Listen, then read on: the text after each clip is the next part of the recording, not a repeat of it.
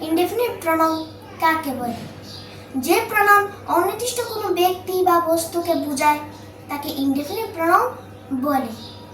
Indefinite প্রনাউনগুলো হলো any যে কোনো, মেনি অনেক, মাছ অনেক, মোস্ট সবচেয়ে বেশি, অধিকাংশ, অল সব, লিটল অল্প সামান্য, ফিউ অল্প কিছু কয়েক, সাম কিছু একটু, ইচ প্রতিটি প্রত্যেকে, ওয়ান একটি একজন, আদার অন্য অন্যান্য ভিন্ন, এনফ যথেষ্ট পর্যাপ্ত ঢের, নান কোনোটিই নয় বা না।